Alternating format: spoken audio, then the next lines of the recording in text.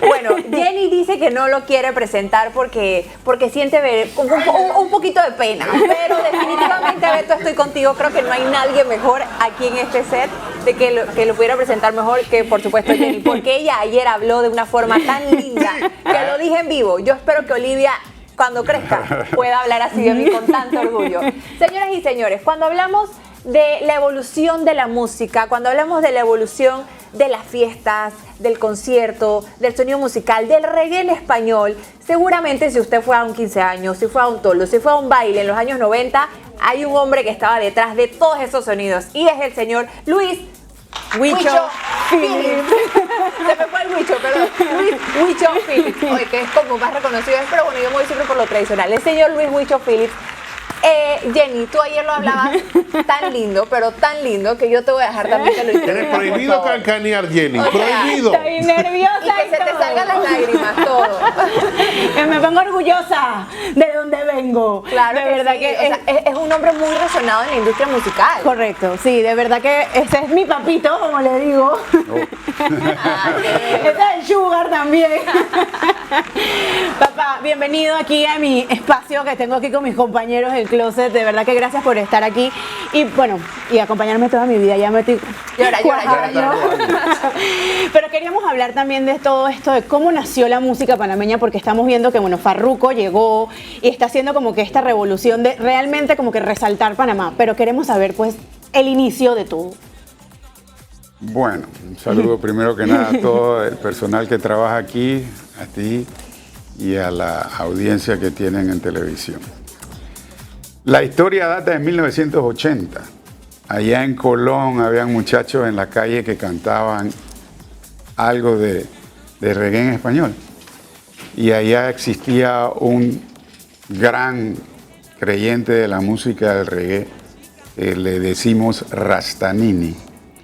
Rastanini en 1981-82 graba en un cassette a un muchacho, pero quedó en el cassette y de ahí no pasó.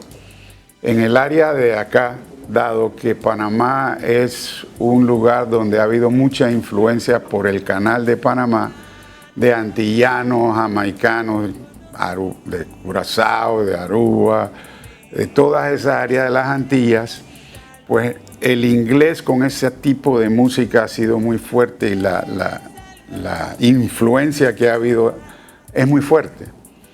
Entonces, por allá por los años 83, 84, habrían grupos de baile de breakdance, donde participaba Renato Franco, que le dicen el general, y en esos tiempos yo tenía mi discoteca Electrodisco, donde Renato entra como disjockey. Y yo lo veía en el 85, 86, que Renato, de los discos que nosotros comprábamos en ese tiempo incipiente, la entrada del reggae a Panamá, eran de 45 revoluciones, pasta, unos discos así chiquititos.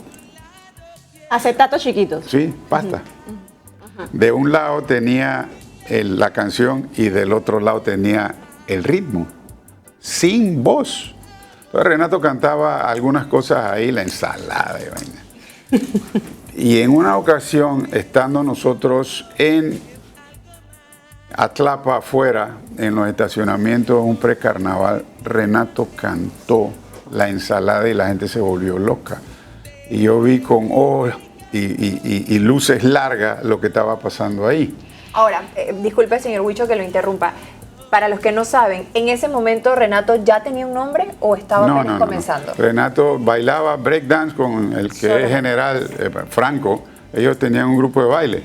Y era breakdance, porque en ese entonces el breakdance estaba. Así fue que nació el reggae en español, que en verdad nació en Colón, pero sin trascendencia. Cuando pasa lo que pasó en ese estacionamiento, que Renato canta la ensalada, yo le dije, Renato, vamos a ver si podemos grabar eso. Yo tenía un pequeño estudio de grabación en mi oficina. En ese entonces eran máquinas de reel, que uno tenía una cinta de 1/4 de pulgada y editaba con tijera y eso, y gilets. Y Renato preparó lo que el Denny puede hacer. Esa fue la primera canción de Esa él. fue la primera canción, eso salió en finales de 1985, que era la traducción literal de Babylon Boobs, que es los policías de Jamaica. Los policías en Jamaica le dicen Babylon. Entonces Renato adapta eso en español y es el primer disco que entra en el mercado, se promociona por todo lo que es radio y voló porque a la gente le gustaba el ritmo, le gustaba la música y después pudo entenderla, porque aquí en Panamá sí hay gente que entiende la forma en que los jamaicanos hablan, pero no todo el mundo, muy poca gente, y cuando ya lo cantan en español ya se entiende qué es lo que están diciendo. Claro, sí. Entonces Renato en ese momento prepara un segundo tema y el tema agarra todos los nombres de las telenovelas venezolanas que en ese entonces estaban aquí muy pegadas, Sí, claro. y las hace una canción que se llama La chica de los ojos café. Oh, es la chica de los Oscars. Todo eso es nombres de telenovelas. Con ese disco se abrió de realmente la trocha internacional. Eso lo hicieron merengue. En Venezuela eso pegó de una manera espectacular por el Podemos 87. ver un pedacito del video que lo tenemos ahí. Eso también lo produjo Claro, usted, ¿no? vamos a verlo. El que se hizo en la Bocatón, la antigua Bocatón, sí. Eso lo hicimos con Franco del canal competidor de ustedes, Franco Horner. Franco Horner, sí. Wow, mira, estaba en 4-3, en blanco y negro todavía. No, mentira, ya, yo creo que existía color. Eso fue en la Bocatón, Ese es el original. sí. Mira, ¿Usted se encargó de crear el concepto del video?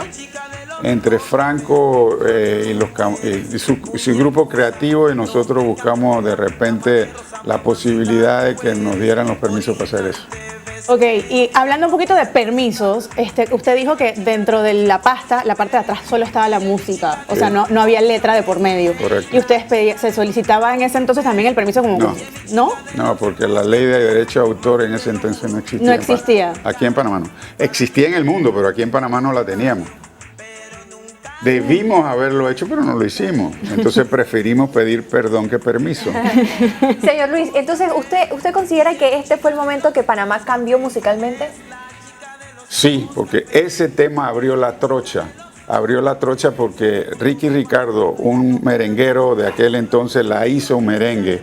Ese disco en Venezuela fue una locura y se lo dimos a SP Records, Salvador Pérez, que era el dueño del disco. Él tiene su historia conmigo, Salvador.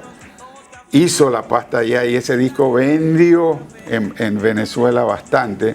De ahí entonces saltó a Centroamérica y ese disco hizo lo que hoy día, hizo el camino de lo que hoy día es el reggae en español, que nació en Panamá, y se desarrolló en Panamá, pero no ha rendido los frutos que debió haber rendido para esos cantantes. Y eso tiene su razón de ser. ¿Cuál es la razón? Podemos saber esa razón, exacto. Primero que nada, Panamá siempre ha sido un mercado muy restringido, Muy chico. muy chico. Lo que en Puerto Rico es un tema, en esos entonces pegado, vendía 200,000 copias. Aquí en Panamá un tema pegado, y que yo recuerde muy pegado, fue el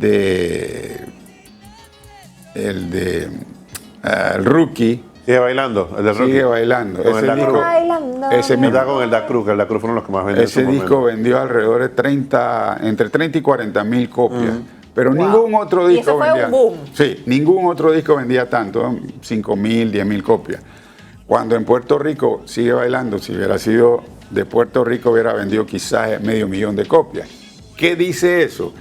Quien que hace el disco empieza a tener poder adquisitivo para meterle publicidad, mercadeo al artista y a los temas que se hace, porque hay dinero. Aquí no, aquí trabajamos con las uñas. Teníamos que apelar al extranjero para ver si lo que nosotros hacíamos Se gustaba. aceptaba. Entonces, eso empezó a ser un problema para nosotros como productores, porque en la medida que se fue desarrollando el reggae en español, los boricuas venían a Panamá a ver lo que aquí se hacía. Y lo replicaban allá. O lo copiaban allá. Exacto. Porque ellos cantaban al estilo de los negros de California, el rap. Claro.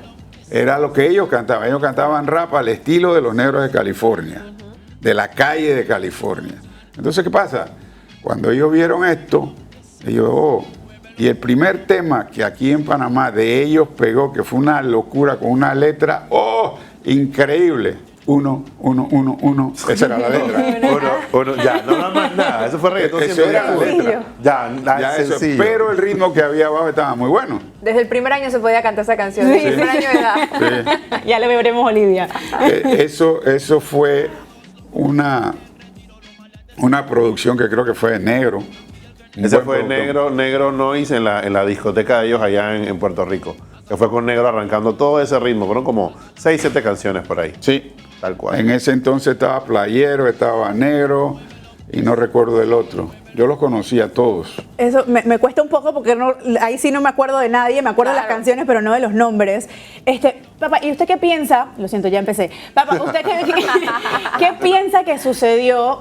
Que, o sea, aparte del tema factor económico, que Panamá haya quedado en el olvido, como los que iniciamos esto, para que entonces lo que sea Colombia, Puerto Rico, República Dominicana hayan acaparado por completo el mercado. Eso tiene su razón de ser.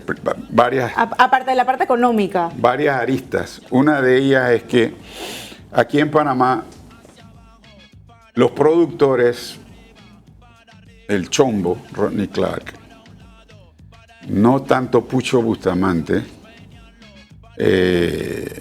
Andy Vaney, el mismo Gregorio Cousin, Pablito también. que era DJ de nosotros también, creían que el reggae había que mantenerlo sucio, los sonidos, Las letras. y las letras empezaron a cambiar. Nosotros terminamos de producir por allá por el 90 y pico, cuando hicimos el Meneíto, el camión lleno de goni, el más sensual, en una sola base rítmica, para que fuera fácil de mezcla. Esa fue una idea de nosotros, para que los DJs pudieran mezclar la música rápidamente. Hicimos un ritmo y 3 canciones. Eso fue copiado también, por los de afuera y por los de aquí. Pero el problema fue que la música empezaron a hacerla a doble sentido, muy explícito y muy feo. Esa idea, ese fue uno. 2, los de afuera empezaron a robarnos las ideas y aquí yo le he hecho este cuento a mucha gente. Ahí el panameño jode al panameño, disculpen la palabra. El panameño no apoya al panameño. Correcto. El panameño tiene que hacerse afuera, entonces aquí que Sí, Ese es mío, ese es de mi patria. exacto, tal cual. esa es una de las razones porque a veces Rubén Blades es tan displicente con la prensa panameña cuando está afuera. Rubén, Panamá. Nada más mira y sigue para adelante. Por eso, porque se hizo él. No lo apoyaron Claro. aquí. Después que él hizo afuera, aquí lo apoyaron. Pero sigue pasando. Ha pasado con el Bossa, ha pasado con Sech. Es correcto. Sigue sucediendo. Es correcto, porque aquí nosotros somos así. No sé por qué. Eso fue una razón. Y entonces, aquí después de ese momento de música no muy buena, empezó a hacerse 110 y empezó a hacerse bien, que era una música rápida. Ahí entra el Chombo y lo hace bien. Rodney Clark lo hizo bien. Entra Andy Vaney y lo hizo bastante bien con Pucho Bustamante. A todo esto, pues, la música de nosotros sigue, nos siguen viendo, nos siguen copiando, hay más mercado y entonces entra nuestra música en Colombia. No la de Puerto Rico, la nuestra, entra en Colombia. Cuando entra en Colombia, viene la segunda realidad, aparte de los boricuas. ¿Quiénes eran nuestros cantantes? La hermosura de Renato, Papá. la hermosura de Yanan Sopous, las hermosuras, ¿no? Cuando van los otros cantantes, wow, los puertorriqueños enamoran a las mujeres, rapidito, y los colombianos también. Entonces tenemos un golpe ahí ya no de música, Sino físico. sí, físico. De good looking. Los looks que tienen esos muchachos. Entonces aquí nos golpean. Tenemos que ser exageradamente buenos como lo es Sech con su pluma y entonces ya rompe ese paradigma. Claro. El que sí entra en ese paradigma fue Joe Montana. Montana. Claro. Más o menos ahora el Bossa. Más o menos lo digo porque el Bossa está en dos aguas. Es medio guapo el muchacho, lo están asesorando bien y bueno, con sus letras que tiene un poquito explícitas y otras más comerciales. Esa es la realidad de esto, pero el reggae en español nace en Panamá. ¿Quién lo internacionaliza inicialmente? Renato. ¿Quién fue el primer productor fuera de modestia? Fui yo. Todos los demás... ¡Sé mi papi! Repítalo. La última parte, por favor, que no me quedó claro. Fuera de modestia, el primer productor que internacionalizó la música de reggae fui yo. Sí, yo siento que eso es un sentimiento que por lo menos toda la familia le hemos tenido, de que, Yuso, mi papá saca esto Pero internacional. es que es así, claro. Y que realmente cuando hay un movimiento y todo el mundo sabe que le está yendo bien, viene otro que agarra y busca la manera de cómo exteriorizarlo, voy a decir, mejor. Pero yo creo que la historia se tiene que contar como es. Por supuesto, claro que sí. Como es. Y bueno, esta es parte Y de... no quitarse el crédito de lo tanto que se luchó y de lo tanto que costó también. Yo puedo decir que en verdad yo tengo que darle mucho respeto a Rastanini en Colón, porque él fue el que en el monte estaba encendiendo la llama ahí, pero que no pudo hacer el fuego, porque él fue. De eso se contagió Renato. Y yo vi con luces largas las posibilidades de los negocios y se hizo. Renato pasó de un sello mío que era Petza Record, que era Producciones Electrodisco S.A., a ser firmado primero por Polygram México para ser la contraparte del General en México y posteriormente a BMG en los Estados Unidos, donde ya Salvador Pérez era el comercializador de BMG. Ahí fue donde se graba El Más Sensual, El Meneíto y El Camión Lleno de Gon. Y el Meneíto termina de abrir el compás. compás. Señor Luis, señor Huicho. Ya para cerrar el tema, que nos estamos quedando sin tiempo, si usted pudiera echar el tiempo atrás y cambiar una sola cosa, ¿qué haría? ¡Wow! Ahí es, trastabillo mi papá. ¡Wow! Yo en realidad lo único que yo podría decir que cambiaría sería la forma de haber mercadeado esto y no haber dejado que los otros productores simplemente siguieran con la visión de Panamá. Eso lo hubiera cambiado. Pero las radios estaban dominadas por nuestros propios disjockeys. Entonces había que hacer conciencia en nuestros disjockeys también para que empezaran a mover una música que no debía ser tan, no es sucia, sino tan básica, porque era básica. Claro. Era el patum patum, patum pantum, y de ahí no cambiaban. Lo único que cambiaba era la melodía, cómo se cantaba. Yo ahí hubiera trabajado. Sí, trabajaría, pues. Claro. Bueno, pero aquí estamos, de verdad que hay que conocer un poquito de la historia, sí, de lo que fue. Y bueno, una segunda parte, porque también fue el pionero de las discotecas móviles y hay tantas cosas que le quiero preguntar. Tantas cosas que podemos hablar, aquí nos podemos quedar como 5 horas, en verdad. Yo tengo un pergamino de preguntas. Y lo único que quiero aclarar es que el día de ayer yo dije las 5 potencias. Ajá. Y en verdad son las 4, que era Reggae Sam, Renato, Gaby y Yanan Sopó, y después metieron a Katy chiquita. Que Katy decidió cantar Un Buen Día. Y bueno, el señor productor acá, nuestro padre, la puso en todas las tarimas a vivir por haber. Pero bueno, de verdad, papito, gracias por estar aquí con nosotros, darnos un poquito de docencia de lo que es pues el reggae, cómo nació en español, y cómo fueron todos pues siguiendo esa marcha de lo que fue y lo que es ahora, ¿no? Y para también hacer un poquito de historia para las nuevas generaciones, que vemos todo lo que hay en redes sociales y vemos todos los logros, pero detrás de todos esos logros hay un arduo trabajo que fue de muchos años atrás, y obviamente aquí tenemos a uno de los pioneros de este gran éxito que estamos teniendo hoy mundialmente. De verdad que, bueno, Betito, ¿tú vas a decir algo? Sí, la verdad que agradecido, la verdad que esta historia voy a contarla como era y nosotros acá en el Closet muy contentos por tenerlo acá, y de verdad, por favor, todos los que están en casa, disfruten este buen contenido, compártanlo en redes sociales, hagan que todo el mundo sepa, porque la historia se cuenta como es, con un excelente invitado. Vámonos a cambio y regresamos con más contenido. Buenos días, esto es el Closet.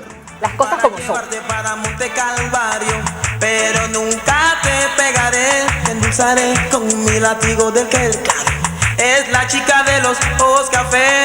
Y es mi chica de los ojos café. Y es la chica de los ojos café.